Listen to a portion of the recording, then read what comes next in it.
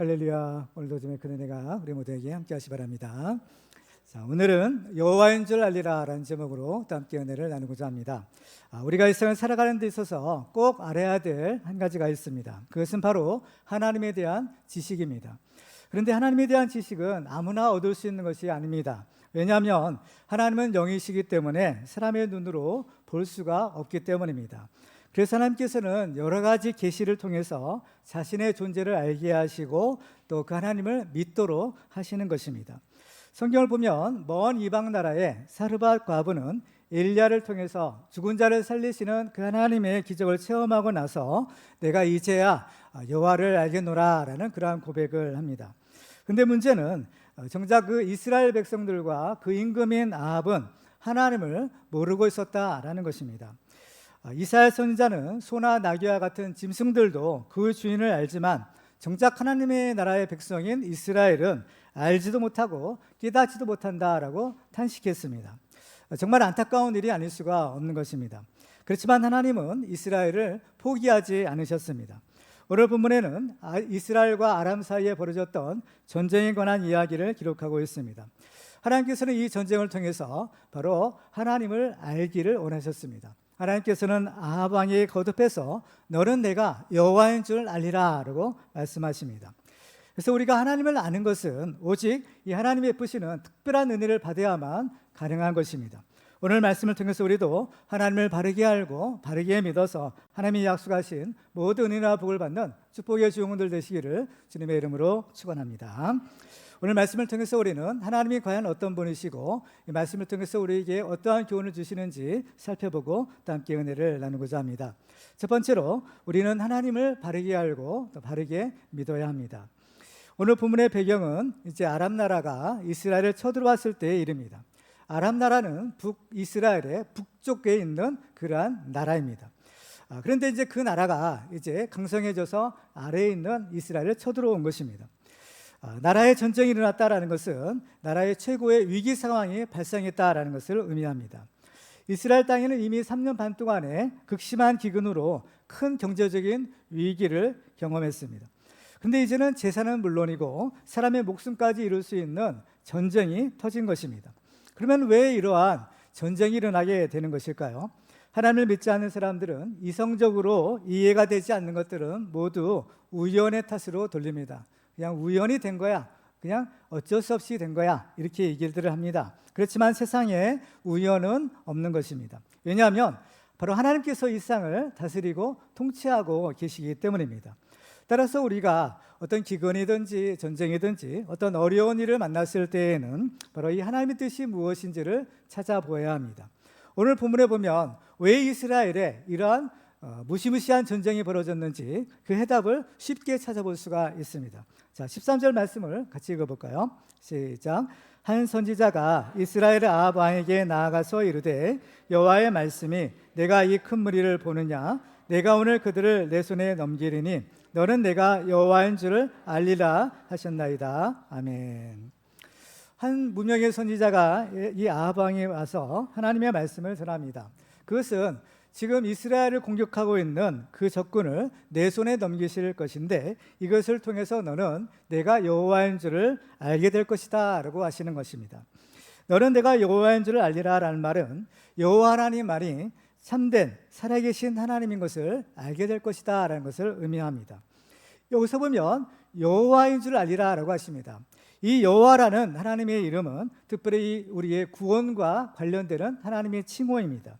특별히 하나님께서 이스라엘 백성을 애굽에서 구원해 내실 때 바로 이 여호와라는 그 이름을 알려주시죠. 그래서 출애굽기 6장 7절에 보면 너희를 내 백성으로 삼고 나는 너희 하나님이 되리니 나는 애굽 사람이 무거운 짐 밑에서 너희를 빼낸 너희 하나님이 여호와인 줄 너희가 알지라 라고 하십니다. 따라서 너는 내가 여호와인 줄을 알리라 라는 말은 우리의 여호와 하나님은 바로 우리를 구원하시는 하나님이다 라는 뜻입니다. 지금 아람 군대의 침략으로 나라가 망할 수밖에 없는 이 위기 상황에서 여호와 하나님 말이 바로 너희를 구원할 분이시다 라는 것을 선포하신 것입니다. 우리도 우리를 죄에서 구원하실 분은 바로 오직 여호와 하나님, 바로 예수 그리스도이신 줄을 알고 믿으시기 바랍니다. 우리는 우리를 구원하시는 그 하나님, 바로 그 여호와 하나님이 누구시냐라는 것을 알아야 됩니다. 그래서 엘리야가 갈멜산에서 바알 선지자들과 대결할 때 하나님께 기도를 드리는데 그 기도의 장면이 이렇습니다. 열왕기상 18장 36절을 보시면 저녁 소재 드릴 때에 이르러 선지자 엘리야가 나아가서 말하되 아브라함과 이삭과 이스라엘의 하나님 여호와여, 주께서 이스라엘 중에서 하나님이신 것과 내가 주의 종인 것과 내가 주의 말씀대로 이 모든 것을 행하는 것을 오늘 알게 하옵소서. 여호와여, 내게 응답하옵소서. 내게 응답하옵소서. 이 백성의 주 여호와는 하나님이신 것과 주는 그들의 마음을 되돌이키심을 알게 하옵소서. 아멘. 엘리야는 기도할 때 거듭해서 알게 해달라라는 기도를 드립니다. 무엇을 알게 해달라라는 것일까요? 한마디로 참된 하나님을 알게 해달라라는 것입니다. 하나님께서는 이 엘리야의 기도에 응답하셔서 하늘문을 열으시고 하늘에서 불로 응답하시고 또 생명의 단비로 응답해 주셨습니다. 그럼에도 불구하고 아합은 여전히 하나님을 알지 못했고 하나님을 찾지도 않은 것입니다. 상식적으로 보면 이런 엄청난 기적을 처음 했다면 분명히 하나님을 알만도 한데, 그런데 이 고집스러운 아합은 그렇지가 않았던 것입니다. 지금 아합과 이스라엘이 전쟁이라는 큰 재앙을 만난 이유가 무엇입니까? 그 이유는 바로 그들이 여전히 하나님을 알지 못했기 때문입니다. 하나님을 알지 못하기 때문에 헛된 우상을 섬기다가 결국에는 이러한 큰 재앙을 만난 것입니다. 그렇지만 이러한 재앙을 만난 것도 또한 하나님의 은혜입니다. 왜냐하면 이것을 통해서 하나님을 알게 되기 때문입니다. 하나님은 절대로 우리를 포기하는 법이 없으십니다. 이렇게 해서 안 되면 또 다른 방법을 통해서 하나님을 알게 하시는 것입니다. 그러면 왜 이렇게 우리가 하나님을 아는 것이 중요한 것일까요? 그 이유는 하나님을 아는 것이 생명이요 바로 영생이기 때문입니다. 요한복음 17장 3절을 같이 읽겠습니다. 시작. 영생은 곧 유일하신 참 하나님과 그가 보내신 자 예수 그리스도를 아는 것이니이다. 아멘. 영생이라는 것이 과연 뭐냐? 하나님과 그 아들 예수님을 아는 것이다라는 겁니다. 그런데 안다라는 말은 바로 이것은 체험적인 경험에서 나는 암인 거죠. 그러한 지식적인 암이 아닌 하나님을 직접 만나고 예수를 만났을 때, 경험했을 때 체험하는 그러한 지식인 겁니다. 그렇기 때문에 이러한 알은 자연히 믿음으로 연결이 되어서 바로 그 하나님을 믿고 예수를 믿음으로 바로 이 영생의 선물을 받게 되는 것입니다. 그러면 하나님을 알지 못하면 어떻게 되는 것일까요? 호세아 4장 6절에 보면 내 백성이 지식이 없으므로 망하는도다라고 합니다. 하나님을 아는 지식이 없어서 망한다라는 겁니다. 그렇죠? 특별히 이제 여호수아 이후에 사사 시대를 보면 그 사실을 알 수가 있는데 사사기서 2장 10절에 보면 이렇게 기록합니다. 그 세대의 사람도 다 그 조상들에게로 돌아갔고 그 위에 일어난 다른 세대는 여호와를 알지 못하여 여호와께서 이스라엘 위하여 행하신 일도 알지 못하였더라. 하나님을 알지 못하니까 자연히 하나님을 믿지 못하고 하나님의 말씀에 순종할 수도 없는 겁니다. 그러다 보니까 자연히 이제 우상을 섬기고 또 그 언약적 저주 아래 있어서 모든 이런 재앙을 받게 되었던 것입니다. 오늘 본문에서 하나님께서는 아합에게 그 하나님을 알게 하시려고 도저히 이길 수 없는 전쟁을 이기고 승리하게 하셨습니다. 그런데 이것이 기회인 것을 알아야 됩니다. 이렇게까지 기적의 은혜를 베푸셔까지 하나님을 알게 해주셨다면 여기서도 하나님을 알지 못한다면 어떻게 될까요? 그와 이어 반대의 현상이 일어나는 겁니다. 축복을 통해서 알지 못하면 이제 그 축복의 반대인 그러한 여러 가지 재앙과 징계를 통해서 그래서까지 하나님을 알게 하시는 겁니다. 이번에는 전쟁에 승리했지만 만약에 이번에 하나님을 알지 못하는 기회를 놓쳐버린다면 이제 그 다음에는 전쟁에 패하게 되는 것입니다.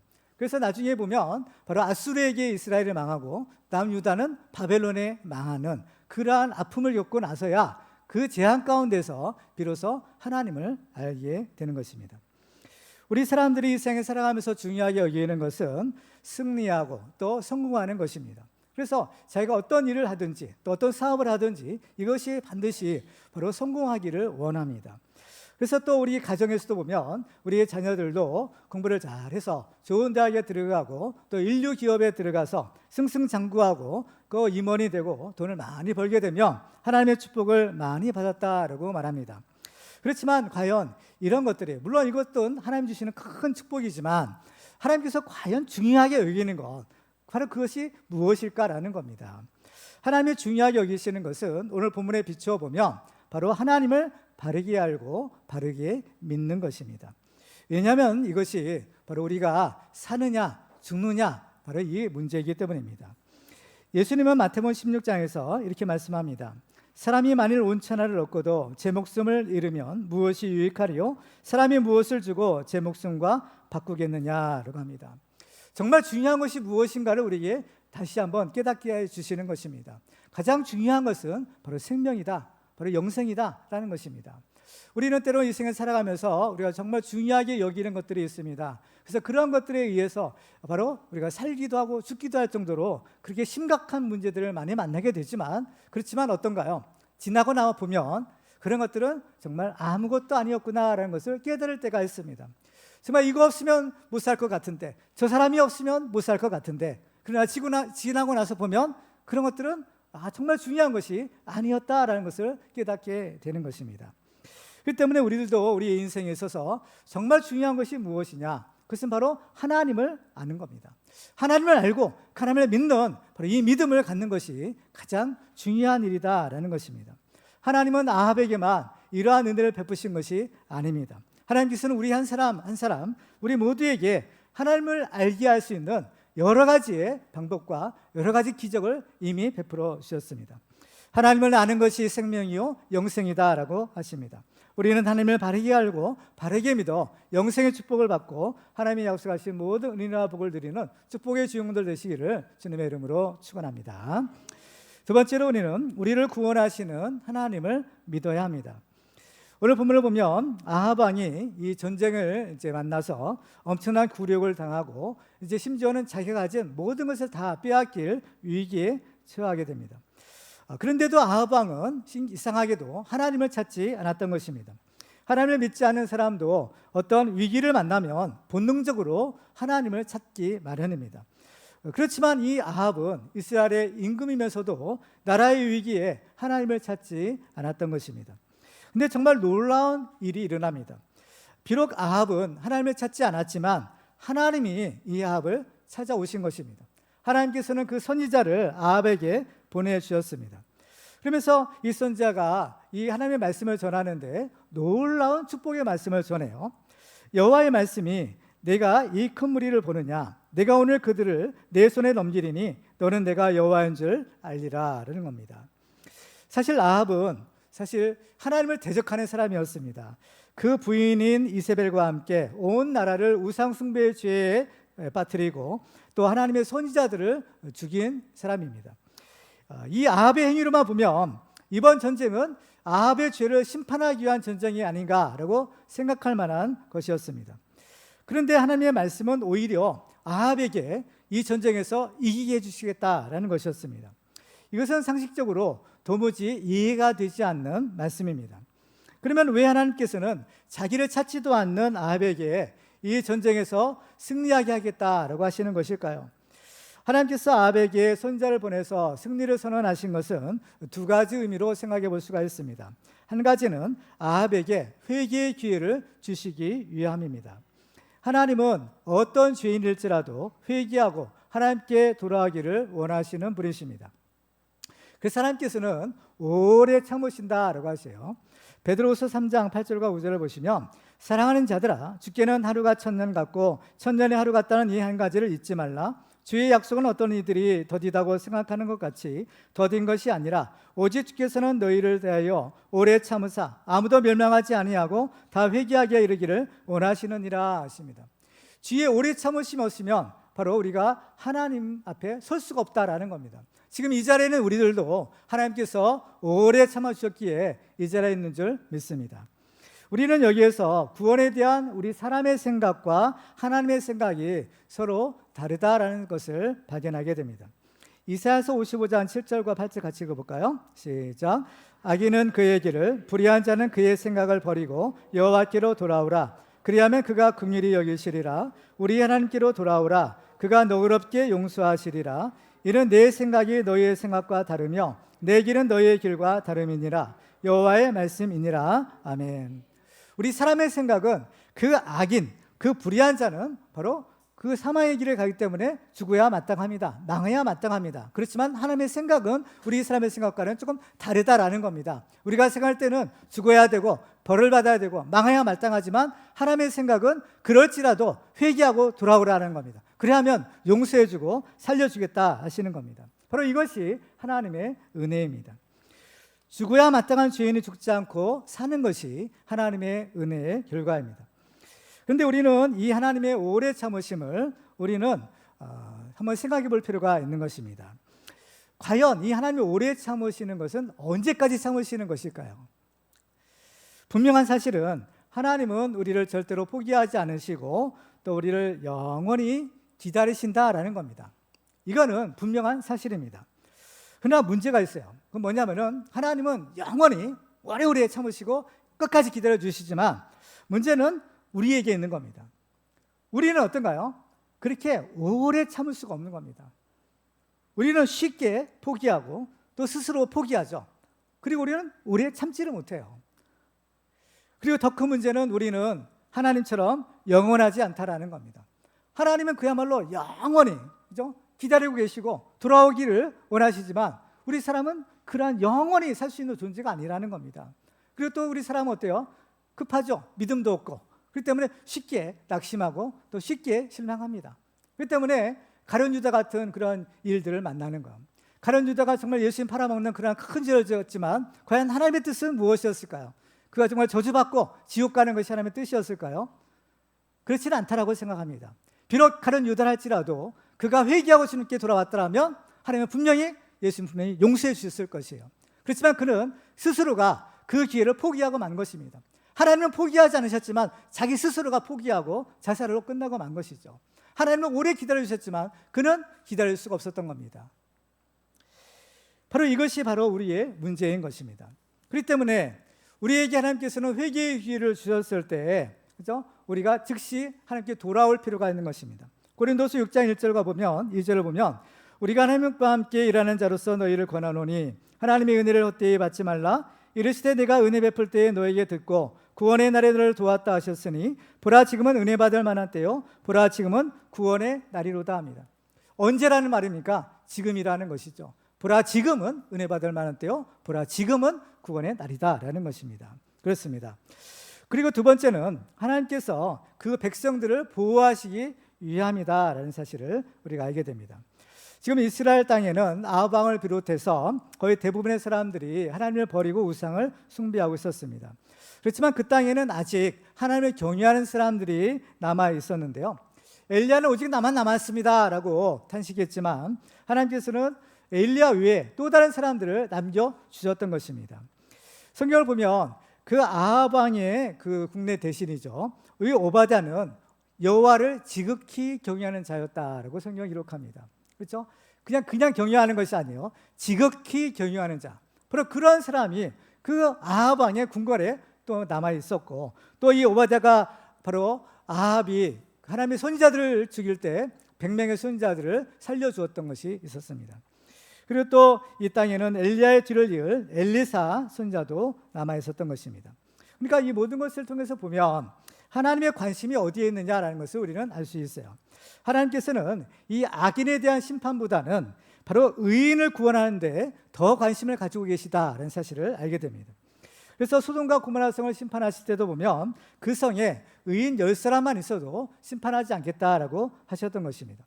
그러니까 우리는 우리 사람의 관심은 어디 있냐? 그 악인이, 죄인이 벌을 받고 죽고 망하는 것을 봐야만 시원합니다. 그렇지만은 하나님의 관점은 우리가 조금 달라요. 하나님께서는 어떻게 쓰든지 그 죽어야 될 죄인조차도 하나님께서 살리시고 구원하시는 것을 하나님은 원하신다는 겁니다. 예수님이 오셨을 때 요한복음 3장 17절에는 이렇게 말씀합니다. 같이 읽어볼까요? 시작. 하나님이 그 아들을 세상에 보내신 것은 세상을 심판하려 하심이 아니요 그로 말미암아 세상이 구원을 받게 하려 하심이라. 아멘. 바로 예수님이 오신 목적인 겁니다. 심판이 아닌 구원인 거예요. 그렇다고 해서 심판이 없는 것은 또한 아닌 겁니다. 이어지는 요한복음 3장 18절을 보면 그를 믿는 자는 심판을 받지 아니하는 것이요 믿지 아니하는 자는 하나님의 독생자의 이름을 믿지 아니하므로 벌써 심판을 받은 것이니라 라고 하십니다. 바로 이 심판이 있다는 사실을 또한 우리는 기억해야 됩니다. 소돔과 고모라 성이 불과 유황으로 심판을 받았었고, 노아의 시대에는 바로 홍수로, 물로 세상이 심판을 받았습니다. 그리고 또 성경의 증거는 마지막 때에 바로 불의 심판이 있을 것을 말씀하고 있는 것입니다. 사람들의 죄악은 날로 날로 더해져 가고 있지만, 그래도 이 땅에는 소망이 있는 것은 바로 하나님께서 이스라엘 땅에 남겨주신 그 의인들이 있었던 것처럼, 바로 이 땅에, 바로 이 자유 대한민국에 하나님을 경외하는 성도들을 하나님께서 남겨주셨기 때문입니다. 그래서 우리는 바로 어떤 사람이 되어야 될 것인가, 바로 하나님 앞에서 인정받는 그 믿음의 의인이 되어서 우리의 가정을 지키고 교회를 지키고 나라를 지키고 또 한 영혼을이라도 더 구원하는 그런 하나님의 일을 잘 감당해내는 우리 모두가 되기를 주님의 이름으로 축원합니다. 세 번째로, 우리는 온전한 순종으로 죄악과의 싸움에서 죄악을 진멸해야 합니다. 오늘 본문을 보면 이 아람의 베나닷 왕이 군대를 모아 이스라엘을 쳐들어옵니다. 쳐들어온 목적은 한마디로 말해서 도둑질하기 위해서입니다. 베나닷 왕은 아합 왕에게 신하를 보내서 내 은금은 내 것이요 내 아내와 또 내 자녀들의 아름다운 자도 다 내 것이다 라고 합니다. 그러면서 그것들을 내가 가지러 왔다 라고 말합니다. 은금과 재산, 또 아내와 자녀와 같은 이런 것들은 하나님께서 우리에게 주시는 축복입니다. 그런데 이 베나닷이 하나님이 주신 축복을 다 빼앗아 가려고 하는 것입니다. 우리는 이 베나닷의 정체를 영적으로 꿰뚫어 볼 필요가 있습니다. 요한복음 10장 10절에 보면 도둑이 오는 것은 도둑질하고 죽이고 멸망시키려는 것뿐이요 내가 오는 것은 양으로 생명을 얻게 하고 더 풍성히 얻게 하려는 것이라 라고 하십니다. 여기서의 도둑은 바로 마귀를 상징하는 것입니다. 마귀는 하나님이 주시는 그 귀한 축복을 다 빼앗아 가는 자입니다. 하나님은 우리에게 복을 주시지만 반대로 마귀는 이 귀한 축복을 다 빼앗는 자인 것입니다. 그래서 우리의 생명과 우리의 가정을 지키기 위해서는 바로 이 도둑을 막아야 합니다. 지금 이스라엘도 자기들의 생명과 또 가정과 재산을 지키려면 바로 베나닷 왕을 막아내야 하는 것입니다. 그런데 문제는 그들이 그 베나닷 왕을 이길 수가 없다는 거예요. 그 아람 군대를 바로 막을 힘이 없다는 겁니다. 베나닷 왕이 이끌고 온 군대의 규모에 대해서 오늘 본문에 속한 열왕기상 20장 1절은 이렇게 기록합니다. 아람의 베나닷 왕이 그의 군대를 다 모으니 왕 32명이 그와 함께 있고 또 말과 병거들이 있더라. 이에 올라가서 사마리아를 에워싸고 그것을 치며라고 했습니다.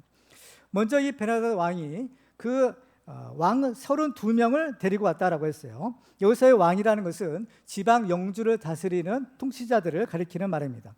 근데 왕이 32명이면 그 왕이 거느리는 군사들은 또 얼마나 많았겠습니까? 이제 오늘 본문에 속한 열왕기상 20장에는 이스라엘과 아람 사이에 두 번에 걸친 전쟁 이야기를 기록하고 있습니다. 첫 번째 전쟁에서 아람 군대의 숫자는 명확하게 기록되어 있지는 않아요.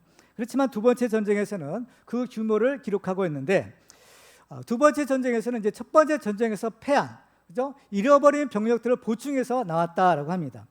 그런데 이 싸움에서 첫 번째 일곱째 날에 전투가 시작이 되는데 그때 보병이죠. 그 보병이 10만 명이 죽었다 그랬어요. 보병이 10만 명이 죽고 이제 마병들이죠. 말을 탄 그런 기병들이 말을 타고 도망을 갑니다. 어떤 성에 들어가는데 그 성에 들어갔는데 거기에서 성이 무너져요. 물론 하나님이 무너뜨려 주신 거겠죠. 그 성이 무너져서 죽은 사람들이 2만 7천 명이라는 거예요. 그러니까 이때 두 번째 전투에서 죽은 아람 군대의 숫자가 12만 7천 명이었던 겁니다. 그러니까 첫 번째 전투에도 이와 비슷한 숫자의 군대들이 왔을 것이다라고 추정해 볼 수 있는 것입니다. 이에 비해서 이스라엘 군대의 수는 얼마였느냐? 10,000명이 채 되지 않는 겁니다.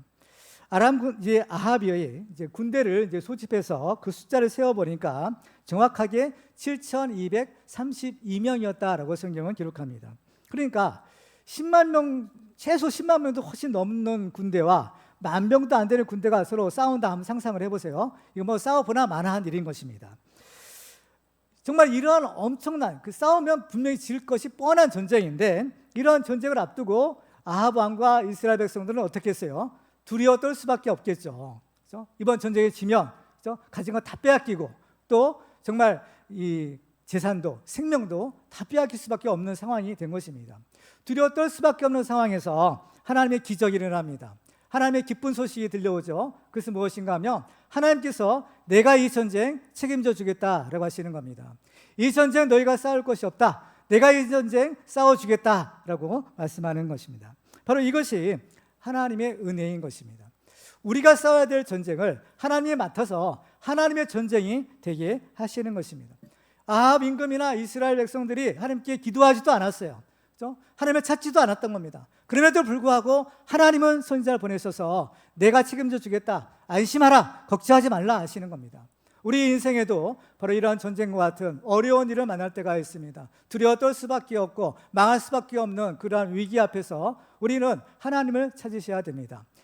하나님을 찾지도 않았던 아합에게 하나님께서 일방적으로 그를 찾아가셔서 내가 이 전쟁 책임져 주겠다 말씀하셨는데, 하나님을 찾고 함께 기도하는 하나님의 백성들에게 어찌 하나님이 우리를 도와주지 않으시겠습니까? 이 사실을 믿으시기 바랍니다. 우리의 전쟁은 우리의 전쟁이 아닙니다. 우리의 전쟁을 함께 기도하며 하나님이 맡아주시는 하나님의 전쟁이 되는 것입니다. 우리가 죄와 싸워야 되지만 우리는 죄와 싸워서 이길 수가 없습니다. 그래서 예수님이 우리를 대신해서 싸워주시는 겁니다. 예수님이 싸워 이기고 승리하시고 예수 믿는 우리들에게는 내 승리가 너의 승리다라고 하나님께서 이렇게 인정해 주시는 것입니다. 그런데 이렇게 하나님께서 약속하신 승리가 내 것이 되기 위해서는 우리가 해야 될 한 가지가 있습니다. 하나님이 아무리 축복을 약속하시고 아무리 승리를 약속해 주셨다 하더라도 그 축복이, 그 승리가 내 것이 되기 위해서는 우리가 해야 될 한 가지가 있는 것입니다. 그 한 가지가 무엇인가 하면 바로 하나님의 말씀에 순종하는 것입니다. 이 하나님의 기적과 축복은 하나님의 말씀에 순종하는 사람을 통해서 나타난다라는 그러한 성경의 기적의 공통적인 법칙을 발견하게 됩니다. 왜 순종이 중요할까? 순종은 바로 믿음의 또 다른 이름이기 때문입니다. 하나님을 믿는 것이 중요한데 바로 그 믿음의 표시가 뭐냐? 순종으로 나타나는 것입니다. 그래서 이 믿음과 순종은 항상 동전의 양면과 같아서 서로 따로따로가 아닌 겁니다. 항상 믿음이면 순종이, 순종이면 믿음이 항상 같이 가는 것이죠. 그런데 성경을 보면 그 순종의 동기나 그 형태에 따라서 두 가지 종류의 순종이 있다는 사실을 발견하게 됩니다. 순종이면 순종이지 무슨 순종이 두 가지가 있느냐? 근데 가만히 살펴보면 두 종류의 순종이 있는 것입니다. 첫 번째 순종은 자기가 원하는 것을 얻기 위한 순종입니다. 순종의 동기죠. 왜 순종하느냐? 하나님이 약속하신 것을 얻기 위해서, 또 자기가 원하는 것을 얻어내기 위해서 순종하는 것입니다. 그런데 이러한 순종은요, 온전한 순종이 될 수 없는 겁니다. 왜? 자기를 위한 순종이기 때문에 자기의 마음에 맞는 것만 골라서 순종하는 거예요. 그렇기 때문에 이것은 자연히 부분적인 순종이 되는 것입니다. 순종하지 않는 것이 아니에요. 순종하되 자기가 마음에 맞는 것만 하는 겁니다. 그러니까 순종하지 않는 것도 있겠죠. 그러니까 이것을 보면, 형태를 보면 이것을 가리켜 부분적인 순종이라고 하는 겁니다. 또 한 가지 순종의 모습은, 그것은 자기가 원하는 것과 상관없이 하나님이 원하시는 것에 순종하는 것입니다. 그러니까 이것은 바로 자기가 원하든 원치 않든 하나님께서 말씀하시니까 순종하는 거예요. 그러니까 이러한 순종은요, 온전한 순종이 되는 겁니다. 오늘 본문에 있는 아합은 순종했는데 이 아합의 순종은 부분적인 순종이었던 것을 우리가 알게 됩니다. 그래서 이 아합이 하나님의 말씀을 들었을 때 이런 질문을 합니다. 14절 볼까요? 같이 읽습니다. 시작. 아합이 이르되 누구를 통하여 그렇게 하시리까? 대답하되 여호와의 말씀이 각 지방 고관의 청년들로 하리라 하셨나이다. 아합이 이르되 누가 싸움을 시작하리까? 대답하되 왕이니이다. 승리의 선언을 들은 아합이 이제 그 선지자에게 구체적으로 두 가지 질문합니다. 누구를 통해서 그렇게 하시겠습니까? 누구를 통해서 승리를 주시겠습니까? 라는 거예요. 그러니까 하나님의 말씀은 각 지방 고관의 청년들로 하겠다라고 하십니다. 그러니까 또 물어요. 누가 싸움을 시작해야 되겠습니까? 선지자는 왕입니다. 라는 거죠. 자, 그래서 이 말을 듣고 아합은 이제 싸움에 나갈 군대를 소집합니다. 자, 15절 볼까요? 한 번 더 있습니다. 시작. 아합이 이에 각 지방 고관의 청년들을 계수하니 232명이요 그 위에 모든 백성 곧 이스라엘의 모든 자손을 계수하니 7,000명이더라. 아멘. 세 보니까 고관의 청년들의 숫자가 232명 이외에 또 7,000명이 이제 모집이 된 것입니다. 그러니까 적들의 10만 명이 최소한 넘는 숫자에 비하면 모자라도 한참이나 모자라는 숫자죠. 그러면 지금 이 아합은 어땠을까라는 건, 하나님이 승리를 주시겠다 이 말씀을 듣고 뭘 했느냐? 싸울 준비를 한 겁니다. 싸우기 위해서 백성들을 군사들을 모집을 한 거예요. 비록 모집한 결과는 7,232명이라는 그러한 턱없이 부족한 숫자였지만 어쨌든 간에 이 아합은 하나님의 말씀을 듣고 싸울 용기가 났던 겁니다. 그 말씀에 순종해서 백성들, 싸울 군사들을 계수를 한 거예요. 그렇죠? 그렇습니다. 그러니까 이 아합의 경우를 보면 일단 하나님의 말씀에 순종이에요? 아니에요? 순종인 겁니다. 순종이에요. 근데 이것은 자세히 보면 온전한 순종은 아니고 부분적인 순종을 한 것입니다. 분명히 선지자는 이 싸움을 시작하는 사람은 누구라고 했어요? 왕인이다 라고 했죠. 아합입니다. 당신이 앞장서야 된다 라고 했어요. 근데 결과는 어떤가요? 자, 17절을 볼까요? 각 지방의 고관의 청년들이 먼저 나갔더라. 분명히 선지자는 뭐예요? 누가 먼저 나가라고 했어요? 아합이 먼저 나가라고 한 겁니다. 그런데 실제로는 누가 먼저 나가요? 청년들이 먼저 나간 거예요. 왜 청년들이 먼저 나갔을까요? 아합이 시킨 거예요. 아합은 앞장설 용기가 없었던 겁니다. 그렇죠? 이 적은 수 군대를 이끌고 어떻게 그 많은 아람 군대와 싸워 이길 수 있겠어요? 믿음이 없고 용기가 없는 거예요, 사실은. 그렇기 때문에, 그런데 어때요? 싸우기는 싸워야 되는데 앞장서기는 싫고, 그래서 이 청년들을 앞세운 겁니다. 앞세운 거예요. 그런데 놀라운 기적이 일어나요. 자, 19절과 20절에 보면 각 지방 고관의 청년들과 그들을 따르는 군대가 성읍에서 나가서 각각 적군을 쳐 죽이매 아람 사람이 도망하는지라. 이스라엘을 쫓으니 아람 왕 벤하닷이 말을 타고 마병과 더불어 도망하여 피하니라. 아멘. 그렇습니다. 그래서 신기하게도 이 청년들을 앞세운 이스라엘 군대가 나가니까 아람 군대가 막 폭폭 쓰러지는 거예요. 그리고 결국에는 그 베나닷 왕과 그 고관들이 어때요? 말을 타고 도망을 가는 겁니다. 그래서 아합이 뒤에서 가만히 이렇게 쳐다보니까 정말 있을 수 없는 일이, 그냥 기적이 일어난 거예요. 그러니까 그때서야 어때요? 아합이 전쟁터에 나간 거예요. 21절 볼까요? 이스라엘 왕이 나가서 말과 병거를 치고 또 아람 사람을 쳐서 크게 이겼더라는 거예요. 결과가 뭡니까? 크게 이겼다는 거죠. 대승을 거둔 겁니다. 그렇죠? 이것을 통해서 우리는 이 하나님에 대한 순종이 얼마나 귀한 것인가, 하나님은 이 순종을 얼마나 귀하게 여기시는가라는 것을 알 수 있는 것입니다. 하나님이 원하시는 것은 이런 부분적인 순종이 아니라 온전한 순종인 겁니다. 아브라함처럼 또 예수님처럼 온전한 순종을 하나님이 원하시는 거죠. 그렇지만 온전한 순종은 아닐지라도 지금 이 아합처럼 부분적인 순종만 해도 하나님은 기뻐하신다는, 부분적인 순종만 해도 하나님은 승리를 주신다, 부분적인 순종만 해도 하나님은 기적을 주신다라는 겁니다. 사실 엄밀히 말하면 불순종은 어때요? 아니, 부분적인 순종은 불순종이죠. 하나님 앞에서는 요거 순종하고 저것은 순종 아니라고, 이런 부분적인 순종은 전체적으로 보면 어때요? 불순종인 겁니다. 그렇죠?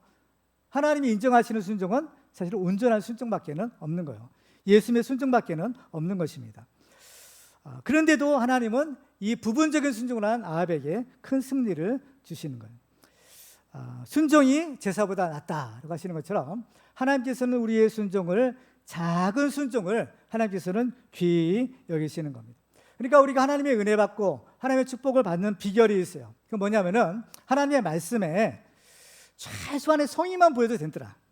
그게 뭐냐면 하나님의 말씀에 순종하려는 우리의 노력이죠.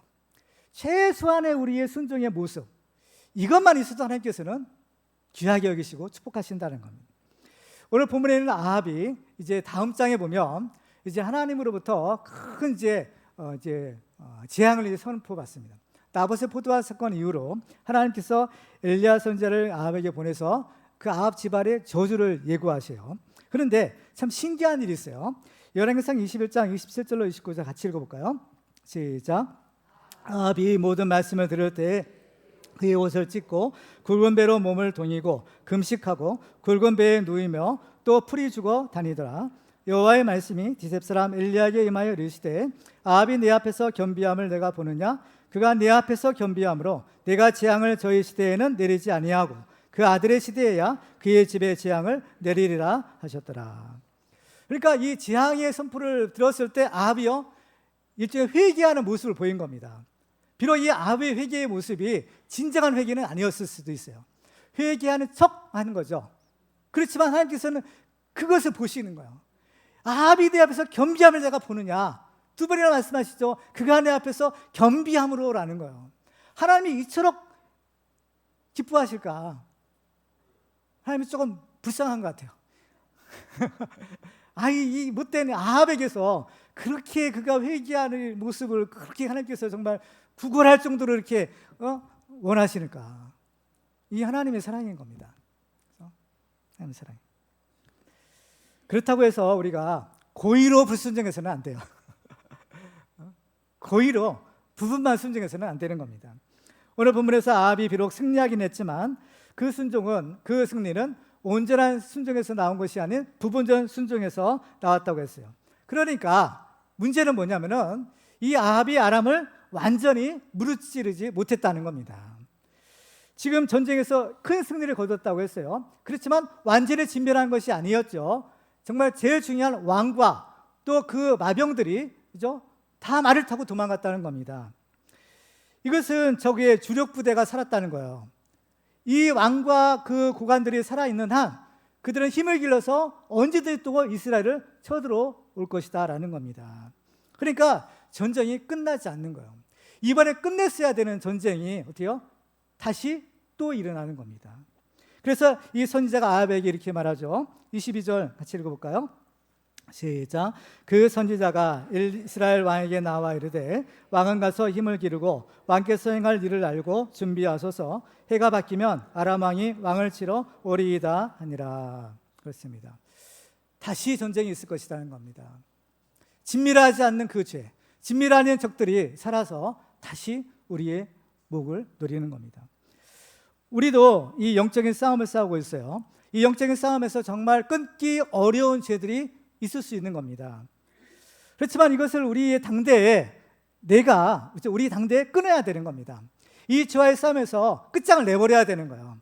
이걸 살려두면요, 이것들이 나중에 우리 후손들을 괴롭히는 겁니다. 어떻게 끊을 수 있을까? 이건 영적인 문제예요. 이 죄악을 진멸하기 위해서는 하나님의 말씀의 검을 들여야 되는 겁니다. 말씀의 검으로만이 바로 이 죄악을 끊어내고 이 죄악을 이길 수 있는 거죠. 아합 왕은 아람과의 두 번의 전쟁에서 모두 승리했지만 번번이 그의 불순종으로 인해서 그 죄악을 완전히 진멸하지 못하고 그 후반에 불씨를 남겨두고 말았어요. 우리도 우리 후손들에게 죄의 저주를 물려주거나 남겨두어서는 절대로 안 되는 겁니다.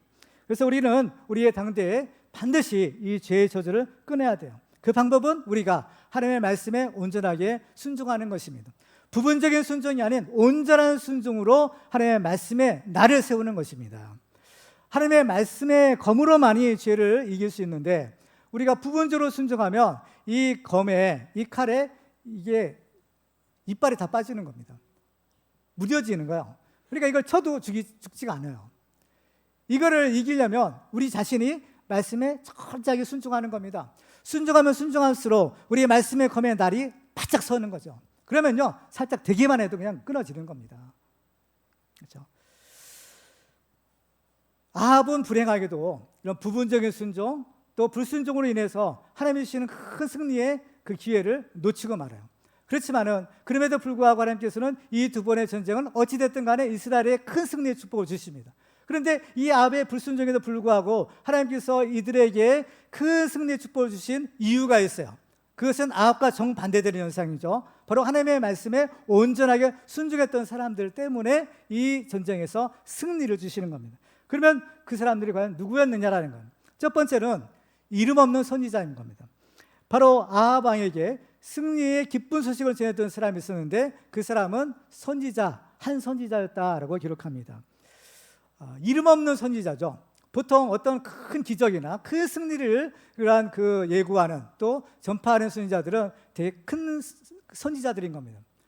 조금 전에 이 앞부분에 보면 엘리야가 있었잖아요. 그 엘리야가 오늘 본문에는 나오지 않습니다. 엘리야 대신에 한 이름 없는 무명의 선지자가 와서 그 승리의 소식을 전하고 이 모든 일들을 주관해요. 그죠? 근데 이 선지자는 어떤가요? 이 선지자는 자기 목숨 걸고 지금 아하방에게 나간 겁니다. 왜요? 아하방은 하나님의 선지자를 죽였던 사람, 또 보는 족족 죽이는 사람인 거예요. 그렇기 때문에 이 아하방에 나간다는 것은 어때요? 목숨 걸고 나가는 것입니다. 죽을 각오하고 나가는 거예요. 그러니까 이 하나님의 선지자가 하나님의 말씀 받고 죽기를 각오하고 그 왕 아하방에 나간 겁니다. 그러니까 이 선지자는 어때요? 하나님의 말씀을 자기 목숨보다 더 소중하게 여기고 하나님의 말씀에 순종하기를 목숨 걸고 순종한 겁니다. 여기에 하나님의 말씀의 능력과 하나님의 말씀의 권위가 생기는 거예요. 이름 없는 선지자가 와서 아하방에게 하나님께서 적군을 당신의 손에 넘겨주겠다, 이런 허무맹랑한 말을 할 때 어떻게 믿을 수 있겠어요? 그렇지만 이 선지자는 목숨 걸고 전하는 하나님의 말씀이 살아서 역사하는 능력의 말씀이 되는 겁니다. 그렇죠. 이 선지자는 과연 누구였을까요? 이 선지자의 이름은 밝혀지지 않았기 때문에 누구인지는 알 수 없지만 아마도 오바댜가 숨겨준 100명의 선지자 중에 한 사람일 수도 있고, 아니면 바알에게 무릎 꿇지 않는 그 7,000명 중에 한 사람일 수도 있는 것입니다. 그렇지만 어찌됐든 간에 바로 이 사람은 그 어둠의 시대에, 그 철저한 하나님을 대적하는 그 배역의 시대에 하나님 앞에 존귀하게 능력 있게 쓰임받는 그러한 축복의 주인공이 되었던 것입니다. 바로 우리는 바로 이 선지자 중에 한 사람이 되기를 바랍니다. 이 선지자처럼 하나님의 말씀 붙들고 목숨 걸고 이 말씀을 담대하게 선포할 수 있는 그 선지자, 바로 이 선지자가 바로 이스라엘의 운명을 바꾸는 사람이요, 바로 우리 가정을 살리고 나라를 지키는 사람이 될 수 있는 것입니다.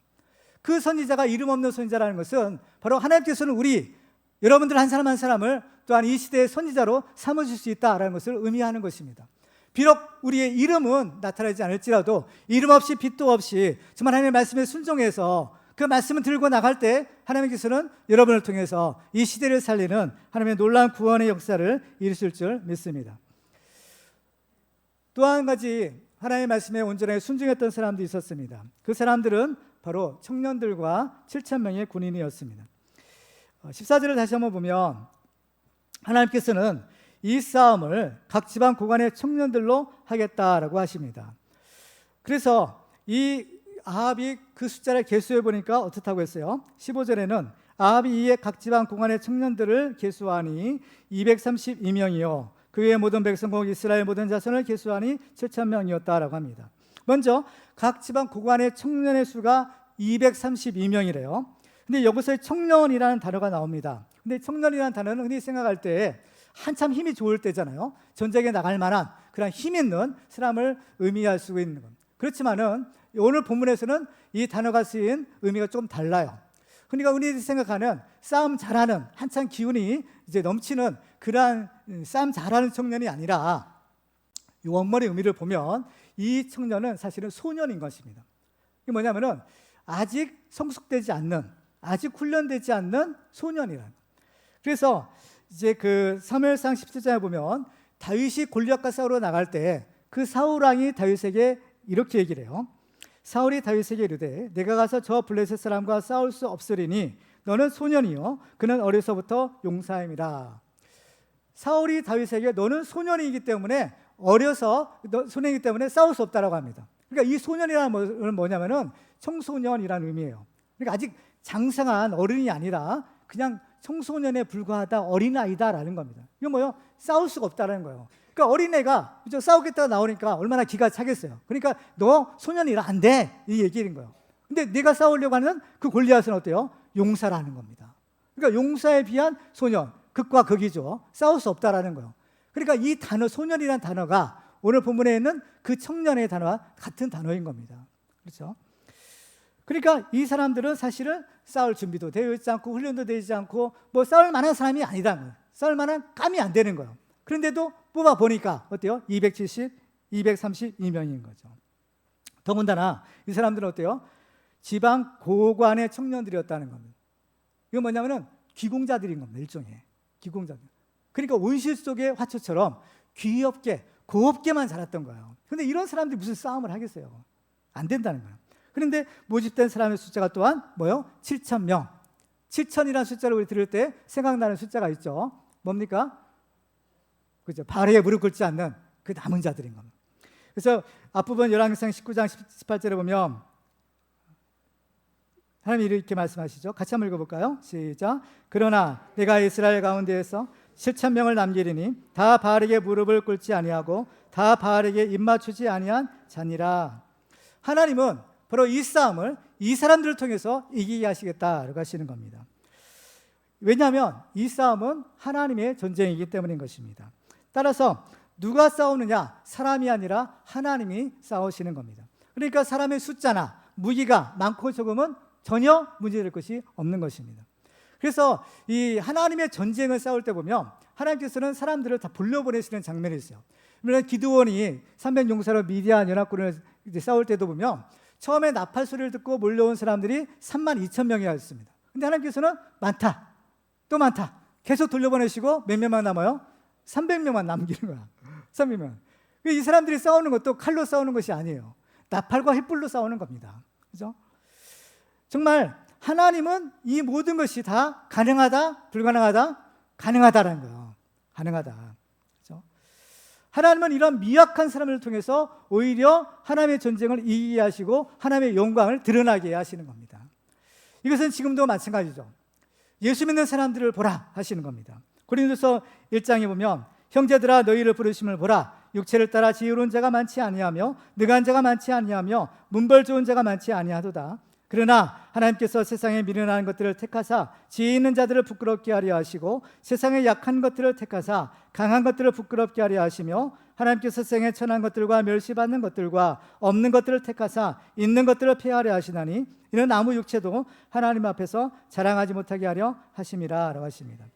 따라서 중요한 것은 누가 이 전쟁에 참여할 거냐, 누가 하나님의 편에 설 것이냐, 이게 중요한 겁니다. 아무리 미천하고 천한 자 할지라도, 아무리 힘없는 자 할지라도 그가 하나님의 편에 서서 하나님의 전쟁을 싸우면 이 전쟁은 승리하는 전쟁이 되는 겁니다. 이기는 싸움이 되는 거예요. 승리의 영광을 얻는 것입니다. 따라서 누가 이 하나님의 영광에 참여할 것인가, 누가 동참할 것이냐, 그것은 바로 이 하나님의 말씀에 믿음으로 순종하는 사람이다라는 사실인 겁니다. 이름 없는 선지자나 또 232명의 청년들이나 또 7,000명의 남은 자들, 이 사람들은 어떤 사람들이에요? 자기의 유익을 위해서 순종한 것이 아니죠. 이 사람들은 오직 하나님의 말씀하시니까 그 말씀에 순종한 겁니다. 묻지도 따지지도 않아요. 왜 그랬냐 묻지도 않습니다. 하나님의 말씀이라면 나가라면 나가는 겁니다. 하나님은 이런 사람들을 통해서 위대한 승리를 거두게 하시는 겁니다. 그렇죠. 아무리 원수가 강하고 많을지라도 하나님의 명령에 순종해서 나가는 겁니다. 나가면 뻔히 죽을 줄 알면서도 하나님께서 나가라 하시니까 나가는 거예요. 내가 해야 된다 하니까 내가 하는 겁니다. 내가 잘나서가 아니에요. 능력이 있어서가 아니에요. 하나님 말씀하시면 내가 순종하겠습니다. 하나님께서 우리를 하나님께서 일꾼으로 삼으시고 하나님의 용사로 삼으시길 원합니다. 누가 오리까? 왕이니이다. 당신입니다. 내가 해야 됩니다. 나는 힘이 없는데요. 그래도 하나님께서 원하신다면, 하나님의 명령하신다면 아멘, 순종하겠습니다.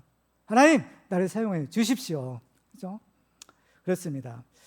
순종에는 하나님이 기뻐하시는 거예요. 부분적인 순종이든 온전한 순종이든 다 하나님께서 응답해 주십니다. 아합의 부분적인 순종도 하나님께서 응답해 주셨고, 또 이러한 선지자와 232명, 7,000명의 온전한 순종도 또한 응답해 주시는 것. 그렇지만은 승리는 승리지만 그러나 그 이후의 결과는 전혀 다른 겁니다. 아합의 불순종의 부분적인 순종은 비록 전쟁에서는 승리했을지 모르지만 하나님과 관계는 여전히 멀어지고 아합은 여전히 하나님을 몰랐던 겁니다. 그렇지만 이 목숨 걸고 순종했던 사람들은 어때요? 하나님이 함께 하시는 축복을 받게 되고 하나님을 아는 이 축복을 받게 된 것입니다. 그렇습니다. 정말 우리는 과연 어떤 사람이 될 것입니까? 정말 우리는 바라기는 정말 우리 한 사람 한 사람이 이 시대의 선지자요, 이 시대의 청년들이요, 이 시대에 하나님이 남겨주신 7,000명이 되기를 바랍니다. 그래서 정말 우리를 통하여 하나님께서 여러분들의 가정을 지키고 이 교회를 지키고 나라를 지키고 이 나라를 살리는 하나님의 위대한 기적의 주인공들 되시기를 주님의 이름으로 축원합니다. 기도하겠습니다. 오늘 말씀 우리가 기억하면서 함께 기도하기 원합니다. 하나님, 우리로 하여금 정말 하나님이 누구신지 바르게 알게 하여 주시고 하나님에 대한 믿음을 주시옵소서. 정말 하나님의 말씀에 온전하게 순종할 수 있는 믿음을 허락하여 주시고 우리가 싸우는 이 영적인 싸움에서 이기고 승리하게 하여 주시옵소서. 우리의 죄악을 진멸할 수 있는 은혜 허락하여 주옵소서. 남기지 말게 하여 주시고 온전한 순종으로 진멸하는 그러한 축복을 허락하여 주셔서 우리 후손들에게 하나님의 축복만을 물려주는 믿음의 명문감은 되게 하여 주시옵소서. 우리 주여 한번 부르시고 기도하겠습니다. 주여